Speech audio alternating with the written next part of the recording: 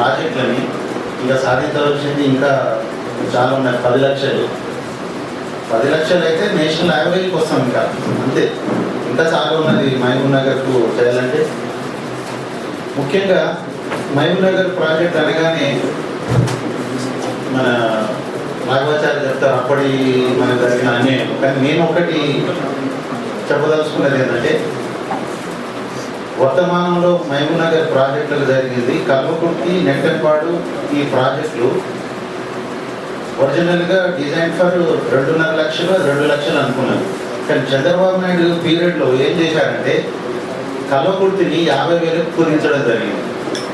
50,000కు కుదించిండ్రు. దాని తర్వాత నెట్టంపాడుని 20,000కు కుదించి చంద్రబాబు నాయుడు గారు అసలు ఫౌండేషన్ స్టోన్ కూడా వేసిపోయాడు.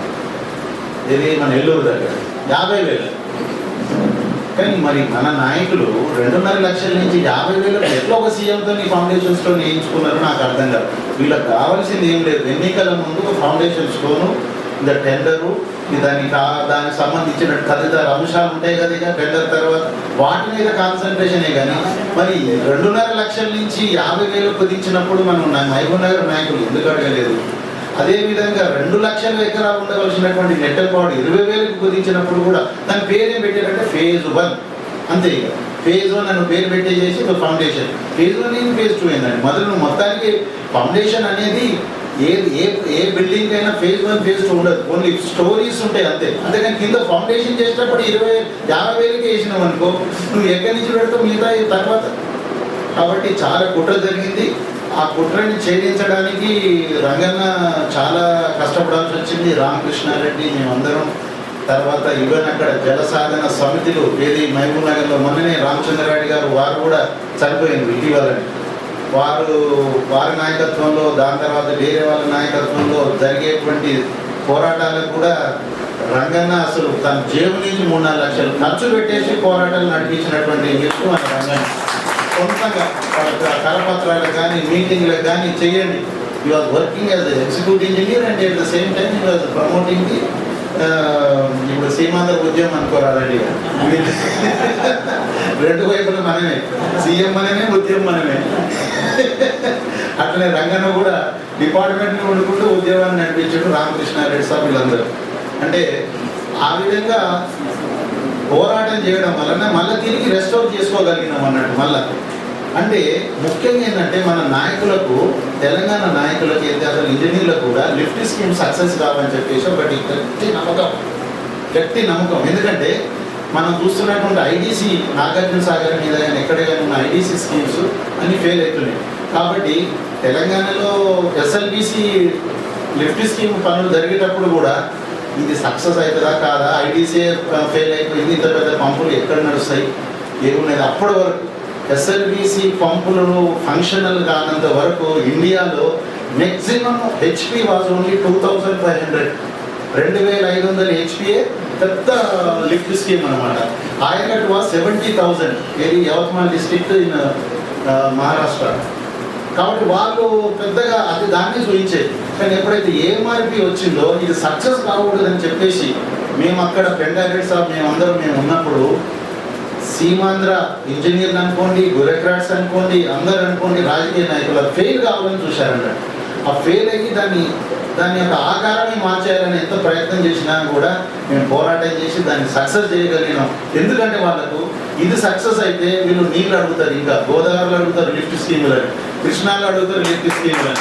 కాబట్టి లిఫ్ట్ స్కీములు ఫెయిల్ అని చెప్పేసి మన నాయకులలో వాళ్ళు ఎట్లా దొచ్చబట్టిరంటే, నాయకులే కాదు ఇంజనీర్లు, మాకంటే సీనియర్ ఉన్న ఇంజనీర్లు, పెద్ద ఇంజనీర్లు, డిపార్ట్మెంట్ నడిపినటువంటి ఇంజనీర్లు కూడా ఎక్కడ సక్సెస్ అవుతాయి అని ఒకసారి సెమినార్ జరుగుతున్నాయి లిఫ్ట్ స్కీములు. అందరు డిపార్ట్మెంట్ సీనియర్ ఇంజనీర్స్ అందరు ఉన్నారు.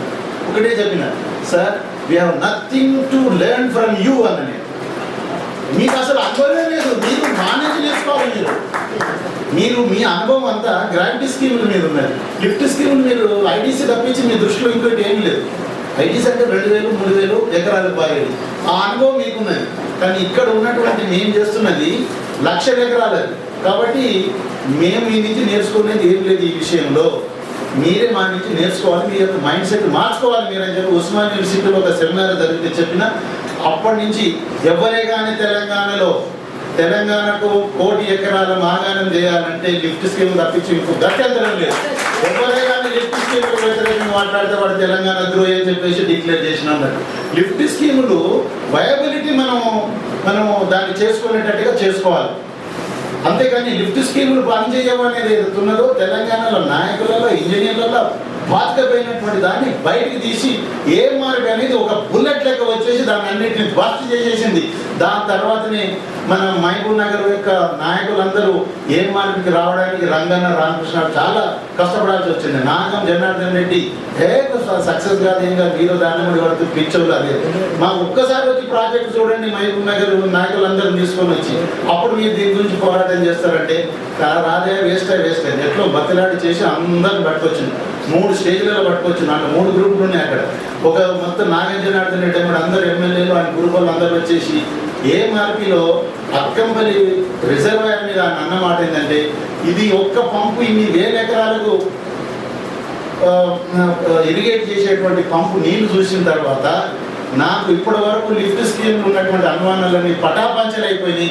నేను ఇప్పటి నుంచి పాలమూరు లిఫ్ట్ స్కీమ్ల మీద నేను పనిచేస్తానని చెప్పేసి నాగం జనార్దన్ రెడ్డి గారు అక్కడ పథకం అది శబ్దం కొని అప్పుడు వచ్చేసి మమ్మల్ని కూర్చోబెట్టి పాలమూరు లిఫ్ట్ మన ఇది కల్వకుర్తి లిఫ్ట్ కానీ దాని తర్వాత నెట్టెంపాడు కానీ భీమా కానీ అన్నిటి మీద రెగ్యులర్గా మీటింగ్స్ పెట్టి చర్చలు చేసి మన అప్పుడు గమ్మత్ ఏంటంటే అన్ఫార్చునేట్ ఇరిగేషన్ మినిస్టర్ కడియంసి గారు ఉన్నా కూడా ఆయన కూడా వ్యతిరేకం ఇక్కడ పనిచేస్తాయి.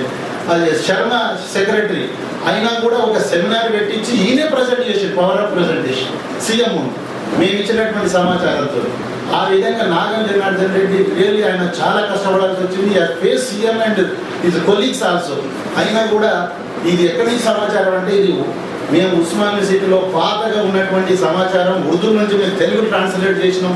మీకు ఏం తెలుగు ఉన్నది మాకు అసలు మా దగ్గర చాలా ఉన్నదని చెప్పేసి చాలా ఏమనుకోని చంద్రబాబు నాయుడు ఆ విషయంలో మనం చంద్రబాబు మనం నాగం జనార్దన్ రెడ్డి మనం తప్పకుండా అభినందించాలి.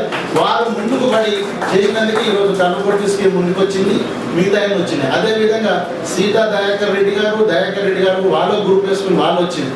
వాళ్ళని తర్వాత నర్సిరెడ్డి తర్వాత డికేఆర్ ఉన్నారు ఆ గుంపు వచ్చింది. వీళ్ళందరూ రావడంతో మహబూబ్ నగర్ ప్రాజెక్ట్స్ ఇక నడుస్తాయి అనుకున్నాం మేము అసలు.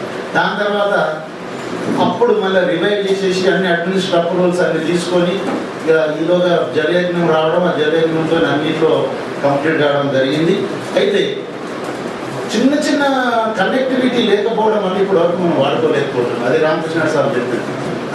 అదే హంద్రీనీవా రాయలసీమ ప్రాజెక్టు 8 స్టేజ్లు లిఫ్టింగ్ 1, 2, 3, 4, 5, 6, 7, 8 8 స్టేజ్లు లిఫ్టింగ్. ఒక్కొక్క లిఫ్ట్కు 14 పంపులు. ఆ పంపుల ద్వారా నీటిని లిఫ్ట్ చేసి 216 కిలోమీటర్ల అవతల ఉన్నటువంటి అనంతపూర్లో రిజర్వాయర్ నింపుతున్నారు ఈరోజు. ఆ నింపే దశలో ఆయన రఘువీరారెడ్డి పాదయాత్ర చేసిన 200 కిలోమీటర్లు. అందులో మన తెలంగాణ మినిస్టర్లు అందరూ పోయి ఆయనకు కొంత నడవడం జరిగింది. నేనన్నా ఓ రోజు ఇక్కడ చేయమంటే రెండు లిఫ్ట్లకు మనకి ఇంతవరకు పని అయితే లేదు. 2 స్టేజ్ లిఫ్టింగ్ పని అయితే లేదు. మీరు పోయి అక్కడ ఆయన అమ్మడి పోయి పోతే సోయి లేదు, మీ సోయి లేదు, ఆయన అమ్మడి పడితే ఆయన అందరినీ ఏది డికే అరుణ గారిని కానీ మన దామోదర్ రాజనరసింహ గారిని కలిసినప్పుడు మటుకు వాయించేసింది. అరే మీ సోయి లేకపోయా 2 స్టేజ్ లిఫ్టింగే మీరు కంప్లీట్ చేసుకోలేరు. మీరు ఆయన కూడా 8 స్టేజ్ లిఫ్టింగ్ మీరు జెండా ఊపిస్తారు సుదర్శన్ రెడ్డితో సహా. ఆ మన సోయి మనకి లేదు. ఈ రోజు వరకు కూడా మనకు కల్వకుర్తిలో ఫస్ట్ స్టేజ్లో 4 పంపులు అయింది. కానీ నీళ్ళు ఏం చేసుకుంటాం అక్కడ ఫస్ట్ స్టేజ్ చేస్తే 13,000 ఎకరాలే ఉంది అక్కడ. 100 మీటర్స్ లిఫ్ట్ చేస్తే మహబూబ్ నగర్ దుర్దుర్గం చూడండి 100 మీటర్స్ లిఫ్ట్ చేస్తే ayacut is only 13,000. Second lift చేస్తే ఇంకో 40-50 వేలు పెరుగుతుంది. థర్డ్ స్టేజ్ చేస్తేనే మనం అనుకున్నంత ఆయకట్టు వస్తున్నాయి. కానీ ఫస్ట్ స్టేజ్ చేశారు, పంపులు అన్నీ రెడీ, ఆయకట్టు లేదు. సెకండ్ స్టేజ్ చేద్దామంటే ఇంతవరకు అక్కడ మనకు పంపింగ్ స్టేషన్ కంప్లీట్ కాలేదు. థర్డ్ అవుతుంది. కానీ అందుకని ఈ రోజు వరకు కల్వకుర్తిలో దానిలో సెకండ్ లిఫ్ట్ ఏదైతుందో దాని మీద కాన్సన్ట్రేట్ చేసి కంప్లీట్ చేస్తేనే కల్వకుర్తికి వచ్చే నెలలో వచ్చే సంవత్సరం నీళ్ళు ఇవ్వగలుగుతాం. అది కూడా ఇంకా రంగాన చెప్పినట్టు 10 టీఎంసీల నీళ్లు పెంచినప్పుడే వీలవుతుంది. అదేవిధంగా నెట్టంపాడు విషయంలో కూడా ఈరోజు పంపింగ్లు అన్నీ అయినాయి, కానీ మన డిస్ట్రిబ్యూషన్ నెట్వర్క్ కాలేదు. తర్వాత రిజర్వాయర్ కట్టారు, దాని కనెక్టివిటీ లేదు. దాంతో ఏమైపోయిందంటే అక్కడ కూడా వృధా అవుతున్నది. మనకు వాటర్ వస్తున్నది, నీళ్ళు తీసుకొని రిజర్వాయర్ నింపుకోవడం లేదు. ఈ విధంగా చిన్న వాటిని మనం పట్టించుకోకపోవడం వలన ఇవి వస్తున్నాయి. తర్వాత ఇప్పుడు ఈ 3 ప్రాజెక్టులు ఇప్పుడు ప్రస్తుతం సాధించిన ఏవైతే అనుకుంటున్నామో ఆ ప్రాజెక్టులు, ఇంకా సాధించాల్సిన ప్రాజెక్టులకు పవర్ గురించి మాట్లాడాల్సిందిగా నేను పెండారెడ్డి గారు కోరుతున్నాను.